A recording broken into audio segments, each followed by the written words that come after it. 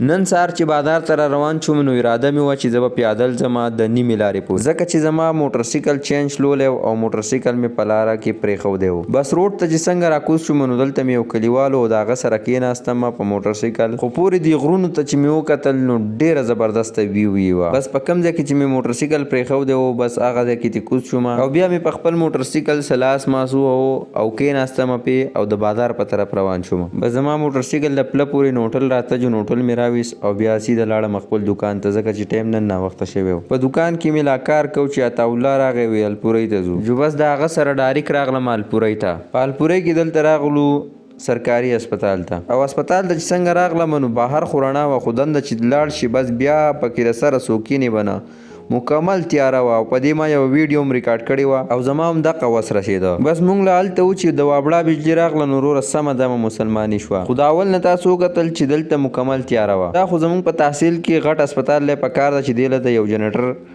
غور وکړي. بس د طاوله د معاینې نه پس راغلو دلته د الپورۍ چوک ته او د څه انتظار نه پس موږ یو ګاډي کې کېناستو او واپس راغلو بیلې بابا ته. او بیلې بابا ته چې څنګه راغلم نو ډېر زیات وږی شوی وم نو ډایرک راغلم روټۍ له او بیا د ماسپښین نه پس راغلم دلته د ابو حماد آټوز اینډ ډیکوریشن سینټر خواله، ځکه چې زما موټرسایکل کته په پله باندې ولاړو نو ما وی چې د دغې غور هم وکمه.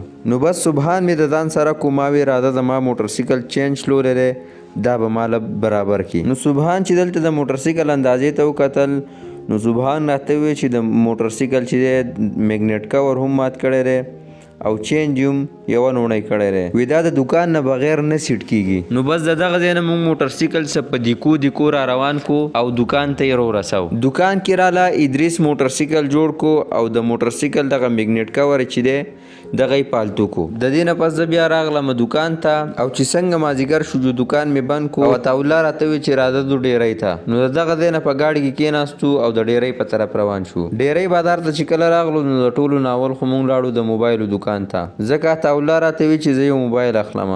جو بس دغلته موبایل راواغیست او بیا په ګاډي کې کېناستو واپس راغلو. بازار ته چې راغلو نو ټایم ډېر زیات ناوخته و نو زه ډایرک په خپل موټرسایکل کېناستم او د کور په طرف را روان شوم. خو نن راته یو ځل بیا موټرسایکل په لاره چینج وشلو نو ما موټرسایکل سایډ ته ودرو ځان له پیاده روان شوم. بس دا و زما د نن ورځې ویلاګ، د بل ویلاګه پورې ماله راکړه اجازت. د الله په امان.